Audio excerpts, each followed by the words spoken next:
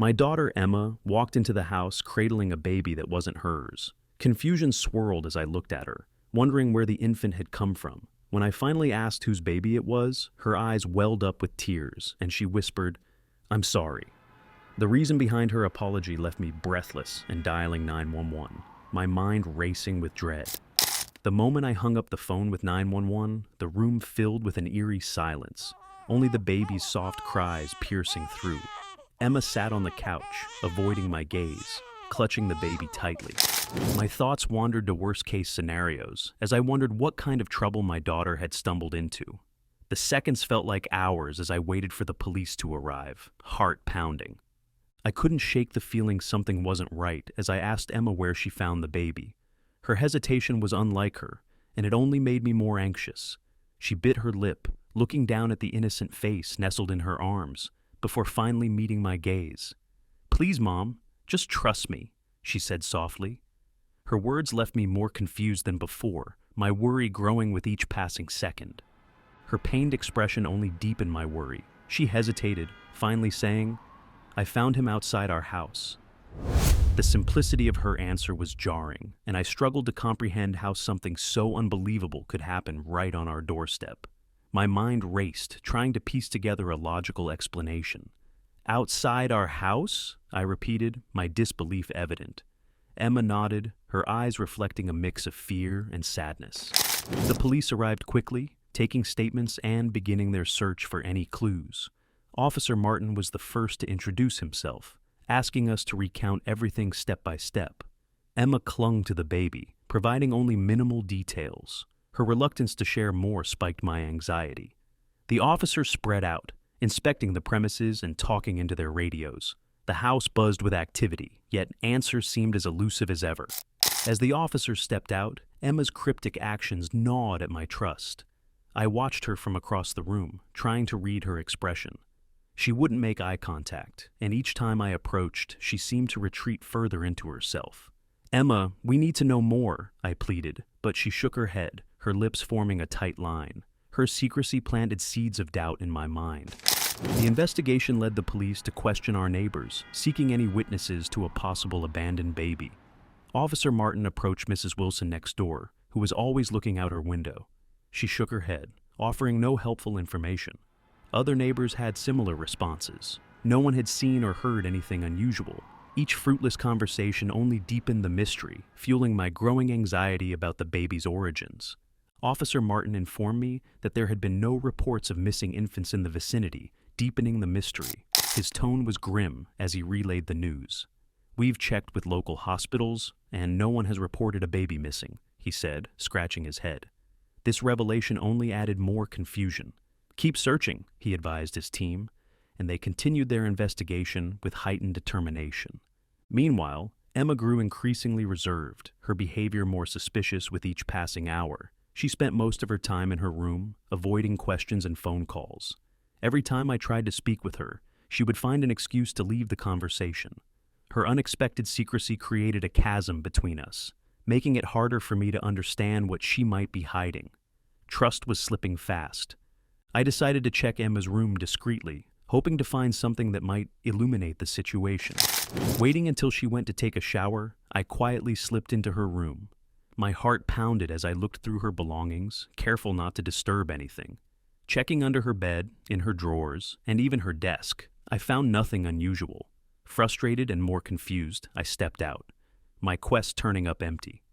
Hidden under her bed, I found a small, crumpled envelope addressed to Emma. A sense of unease washed over me as I picked it up, my fingers trembling slightly. I carefully examined the envelope, noting its worn edges and the hurried handwriting. Emma's name was scrawled on the front, making my heart race with anticipation. Could this be the key to understanding what's going on? I tucked it into my pocket, deciding it was something to bring to the police. The need for answers was overpowering, and I knew I couldn't keep this discovery to myself. Just as I was about to leave her room, I heard Emma coming upstairs. I quickly exited, hoping she didn't notice my intrusion. My mind raced with possibilities and the hope it might finally shed light on the mysterious baby. The contents of the envelope shocked me. A wrinkled photograph of Emma with a mysterious man and a brief note saying, "Don't say a word." My breath caught in my throat as I scrutinized the photo, trying to recall if I had ever seen the man before. The note's ominous message gnawed at me, making me question what Emma could be involved in. My hands trembled slightly as I held the eerie evidence. The man's face was unfamiliar, adding another layer of confusion. He looked vaguely threatening, with a distant, cold expression that sent chills down my spine. Why would Emma have a photo with this man? And why the cryptic note? The questions multiplied in my mind, each one more alarming than the last. My sense of urgency escalated. I knew showing this to the police was the next step. When I showed the photo to Officer Martin, I could see a flicker of recognition in his eyes. He stared at it for a moment, his expression shifting from intrigue to concern. "Do you know who this is?" I asked, my voice barely steady. He nodded slightly, pursing his lips as though weighing his thoughts. Clearly, the man in the photo was far from a random stranger in our lives. He mentioned the resemblance to a man involved in a recent local investigation. His words were a punch to the gut, confirming my worst fears. "We've been looking into a case that might involve this individual," Officer Martin explained, his brow furrowing in concentration. The implication of Emma being connected to someone under investigation filled me with dread. It seemed our problems were far deeper than I first thought. The police then shifted their inquiry, looking into Emma's possible connections to this man. Officer Martin instructed his team to dig into Emma's recent activities and associates. I watched as they made calls and took notes, their faces growing graver by the minute.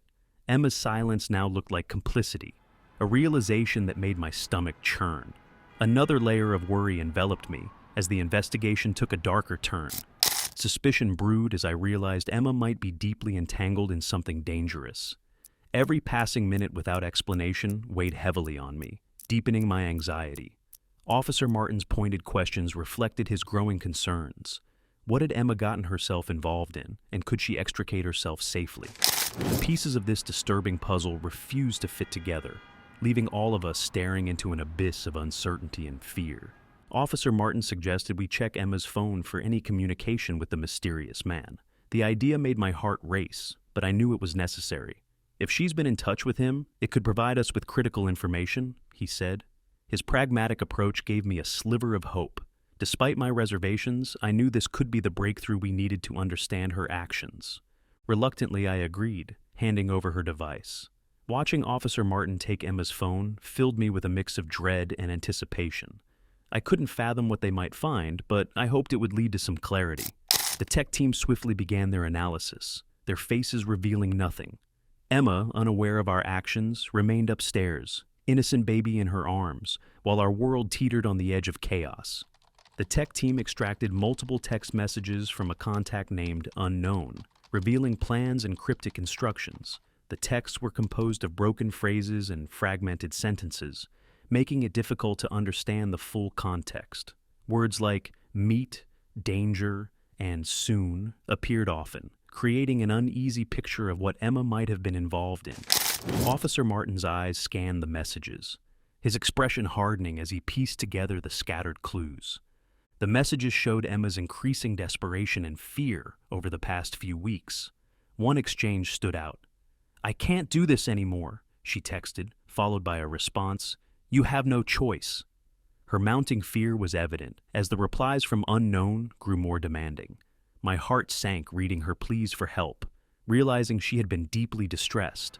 This level of anxiety made it clear that something significant was at stake. A detailed search pinpointed the man's last known location, which matched where Emma claimed she found the baby.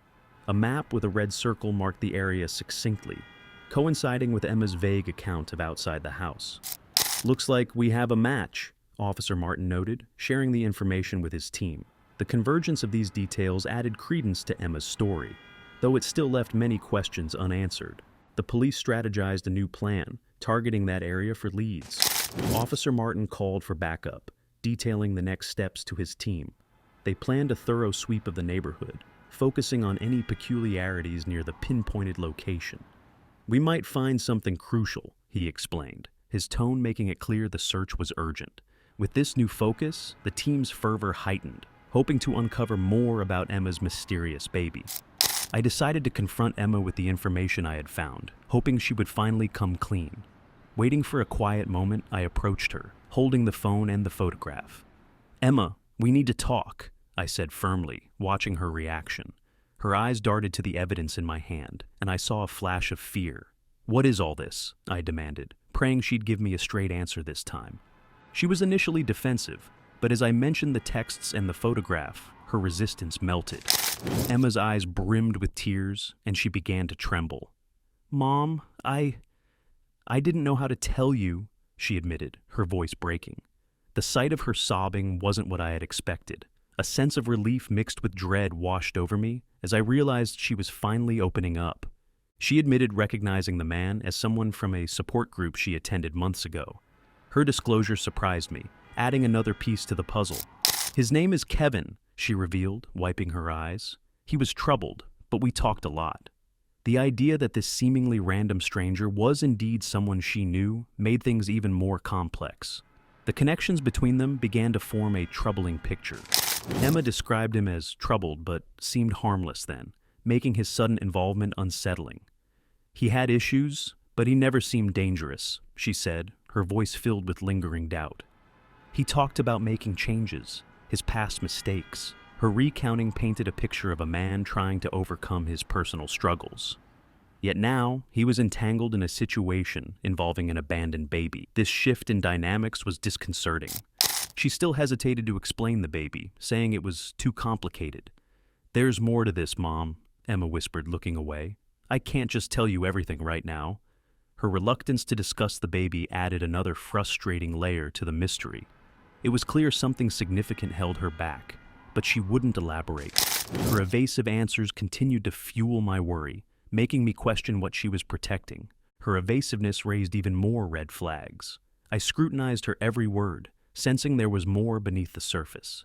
"Emma, this is serious," I pressed, hoping she'd finally be straightforward. She avoided making direct eye contact, focusing instead on the baby in her arms. Each moment of hesitation only deepened my fears, amplifying the sense that we were tangled in something far more sinister than I could have imagined. Officer Martin asked Emma to accompany him to the police station for a formal interview. "We need to get a clearer picture, Emma," he said sternly but sympathetically. Emma's face paled as she looked at him, clutching the baby tighter. Her hesitation was palpable, and I could see the wheels turning in her mind. "Will it take long?" she asked, her voice barely above a whisper. Martin assured her it was necessary for resolving the situation. Emma agreed, though visibly anxious, asking if I could come along. "Mom, please, I need you there," she implored, her eyes filled with a mixture of fear and hope. I nodded, trying to project calm and reassurance. The officer nodded in approval, making a note in his pad. The weight of the moment hung over us like a cloud, as we prepared to head to the station together, seeking answers. During the ride, the tension was palpable, and I couldn't help but keep glancing at her, searching for any signs of deception. Emma sat silently, staring out the window, lost in her thoughts. Occasionally, she'd glance at the baby, her face a mask of worry. The silence between us was deafening, and each passing moment felt like another layer of mystery. "Emma, we'll get through this," I said, hoping to offer some comfort. At the station, Emma provided more context about the support group, the man's erratic behavior, and how he might have abandoned the baby. "Kevin was always on edge," she explained. "He talked about making drastic life changes, but it still seemed far-fetched," she went on, detailing their last conversations, how he had seemed more desperate, more anxious about consequences. Emma's narrative painted a complex picture, though many pieces were still missing. The detectives picked up on several inconsistencies in her story, which only complicated matters.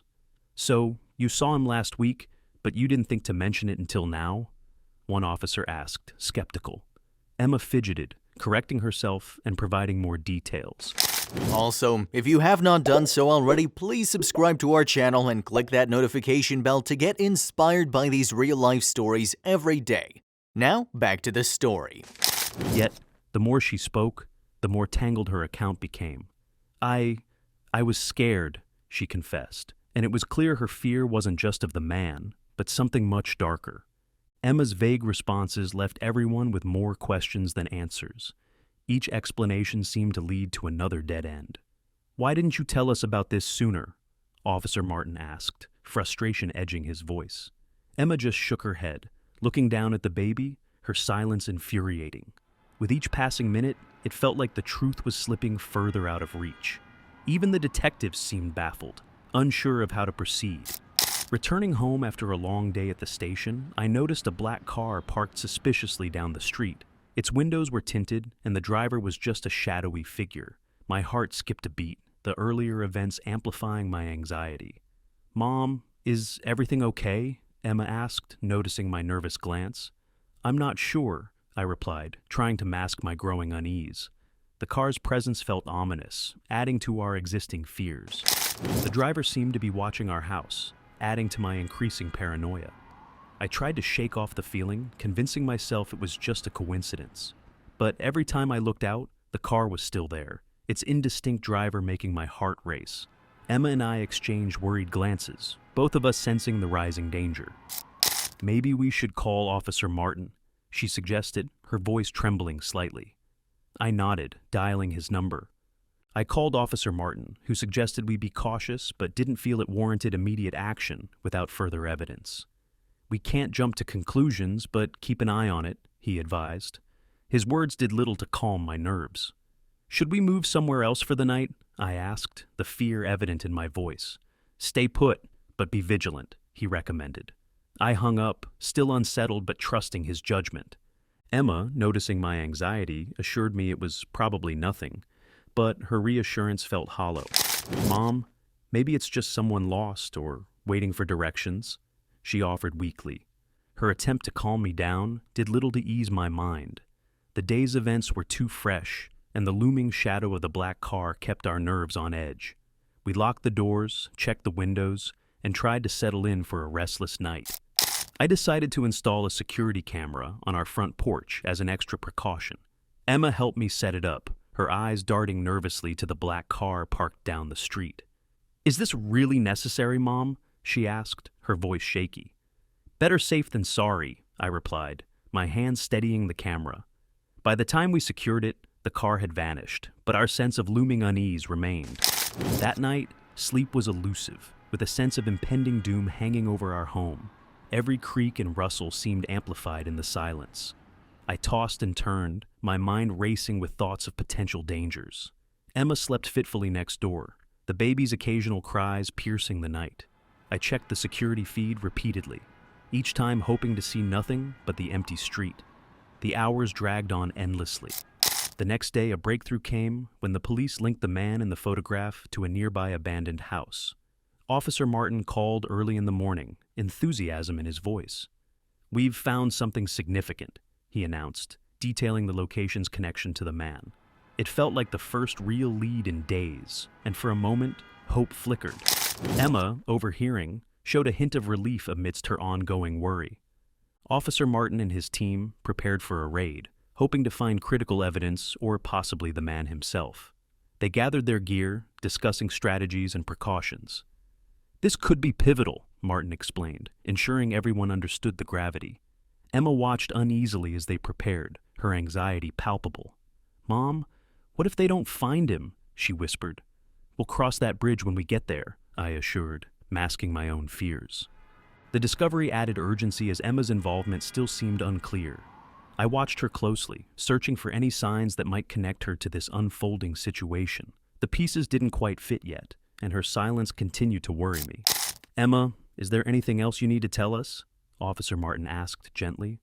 She shook her head again, her lips pressed tightly together. The uncertainty was suffocating, making every moment feel heavier. I insisted on going with the police, worried sick about Emma's potential danger. "Mom, do you really think it's safe?" Emma asked, her voice trembling. "I need to be there," I replied firmly. Officer Martin hesitated, but eventually agreed, understanding my need to protect my daughter. We piled into the patrol cars, my heart hammering in my chest. The drive to the raid location felt interminably long, tension thickening the air. At the raid location, they found scattered baby supplies and a hastily written note implicating Emma. The abandoned house was in disarray, signs of a rushed exit evident. Officer Martin scanned the room, his eyes landing on the note. "This has Emma's name on it," he said grimly, reading its contents. It spoke of her involvement in a more complex scenario, hinting at threats and forced actions. Emma's connection seemed undeniable now. The note suggested deeper involvement, possibly under duress, and hinted at a larger operation beyond just an abandoned baby. As the officers read the cryptic message, theories began forming. "This is bigger than we thought," one detective muttered. Emma paled when shown the note, her eyes widening in fear. "What does this mean?" she asked, her voice barely audible. The police shared uneasy glances, aware this was just the iceberg's tip.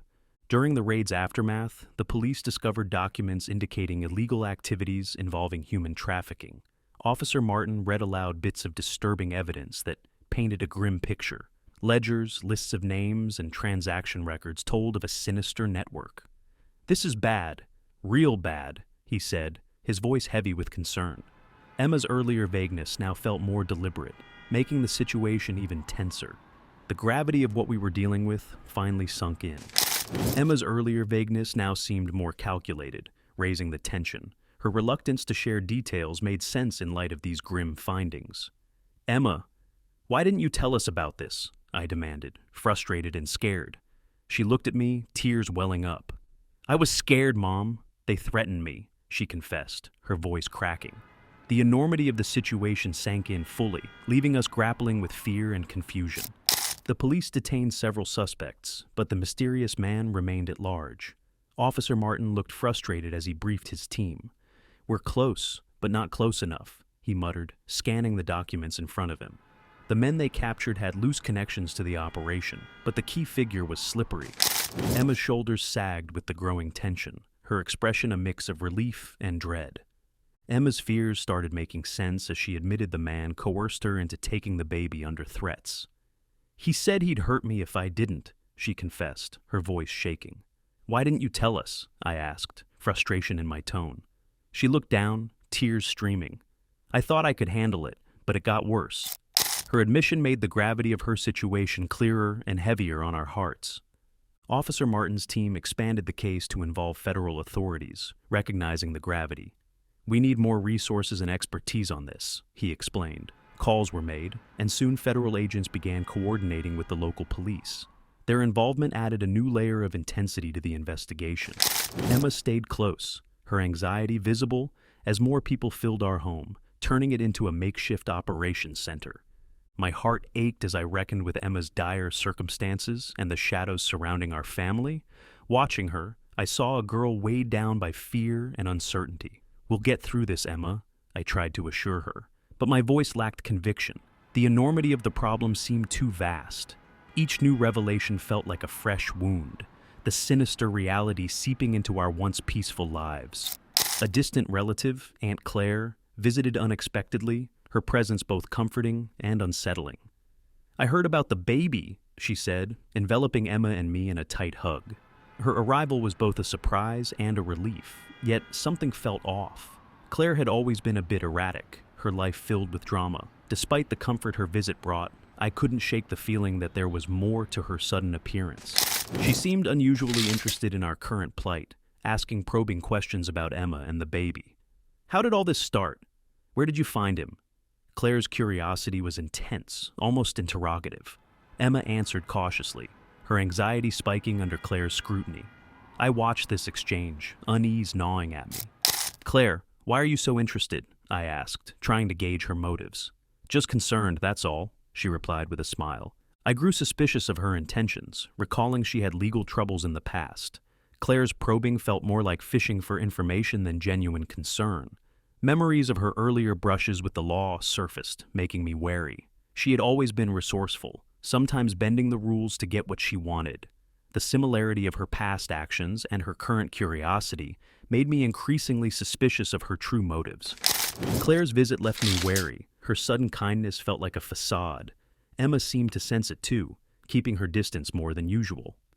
"Something's off about Aunt CLA," Emma whispered to me one night. I nodded, sharing her unease. Claire's odd timing, coupled with her intrusive questions, made her presence more troubling than comforting. Yet, we couldn't openly confront her without proof of her true intentions. Emma avoided her discussions, sharing my unease about Aunt CLA's motives. Whenever Claire tried to engage her in conversation, Emma would make excuses to leave the room. "I'm busy, Aunt CLA," she'd say, and then retreat upstairs. This behavior only heightened my suspicion. "Mom, do you trust her?" Emma asked one evening. I sighed, my mind conflicted. "I don't know, Emma. Something about this just doesn't feel right," I replied. That night, Aunt Claire left abruptly, without explanation, leaving behind a sense of foreboding. She had received a call, spoke in hushed tones, and then announced she had to go. "I'll be back soon," she said, but didn't say why. Her departure was as sudden as her arrival, and it left us both on edge. Emma and I sat in silence, the unsettling feeling that something big was unfolding without our control. The following morning, Officer Martin called with alarming news. His voice was tense as he explained what they had discovered. "We've found substantial evidence linking Aunt Claire to the trafficking network," he said, and my heart sank. Emma looked at me, her eyes wide with fear and confusion. Even though we suspected her, hearing it out loud was a different level of shock. The room seemed to close in around us, the weight of this new information nearly suffocating. Investigations revealed Aunt Claire was deeply involved in the trafficking ring, using her familial ties to gain information. The officers pieced together her movements, her suspicious questions, and her abrupt departure the previous night. "She was fishing for details, trying to stay ahead," Officer Martin explained. Emma and I were stunned. The betrayal felt personal, cutting deeper, knowing it was a family member. Her calculated actions now made sense, but they also deepened my sense of dread. The mysterious man was her accomplice, manipulating Emma to deter the police. Officer Martin's team discovered communication records linking him closely with Aunt Claire. He acted as her right hand, following her orders, Martin explained solemnly. Emma's face paled as she learned how deeply they were intertwined. "I trusted him with my concerns. I never thought it would come to this," she stammered. The realization that Claire and this man conspired together made our situation more precarious. The overwhelming revelation was Aunt Claire claimed the baby as hers, stolen by her associates in a power struggle. Officer Martin detailed how Claire had presented herself as a victim, manipulating everyone involved. "She created this facade to keep suspicion off herself," he said. Learning the child's background and Claire's deceptive claim felt like a punch to the gut. Emma began to cry, overwhelmed by the layers of deceit. The webs Claire wove were more intricate than we had imagined. Emma's apology was for not disclosing this sooner, hoping to protect me from the horrifying truth. With trembling hands, she looked me in the eye and said, "Mom, I'm so sorry. I wanted to keep you safe." Her words hung heavy in the air. I pulled her into a hug, not knowing what else to do. She sobbed into my shoulder, the weight of guilt nearly crushing her. At that moment, our bond felt both fragile and indestructible. The police finally apprehended Aunt Claire and her network, bringing a twisted chapter to a close. Officer Martin called with the news that federal authorities had located their hideout. "They've been taken into custody," he confirmed. Emma and I sat silently, the gravity of the situation sinking in. Relief mingled with disbelief, the whirlwind of the past days catching up to us. As the day ended, the first sense of security returned, knowing Aunt Claire couldn't hurt us anymore. With Aunt Claire arrested, a weight lifted from our shoulders, and I began to feel relief. The constant anxiety that had plagued us started to dissipate. Officer Martin remained a supportive presence, ensuring we felt safe. "You've been through a lot, but it's getting better now," he assured us. Emma managed a small smile, though her eyes still carried the trauma of recent events. Slowly, we started believing in the possibility of normalcy returning to our lives. Emma and I spent weeks recovering from the ordeal, focusing on rebuilding our trust. We used every opportunity to communicate openly, sharing our fears and memories. "Mom, I never wanted to drag you into this," Emma told me one evening. "We're stronger together," I replied, holding her hand. We attended counseling sessions that helped us cope and understand each other better. Each day we grew a bit more confident, feeling the bonds of our family mend. The baby, now safe, was placed in temporary foster care until proper arrangements could be made. Officer Martin kept us updated on the child's status. "He's in good hands," he reassured. Emma and I visited him occasionally, forming a bond with the caregiver. Watching him grow, free from danger, gave us a sense of hope. The foster care system worked swiftly to find him a stable home. Knowing he was safe brought us some solace amidst the chaos. Life began to return to normal, but the events had forever changed us, leaving behind a cautionary tale of trust and deception. The days weren't as carefree as before, but we learned to find joy in the small moments. "We'll be okay, Mom," Emma said, her voice filled with resolve. Our resilience became our strength, teaching us the value of trust and the importance of vigilance. Though scarred, our family emerged stronger, wiser, and forever united in our bond.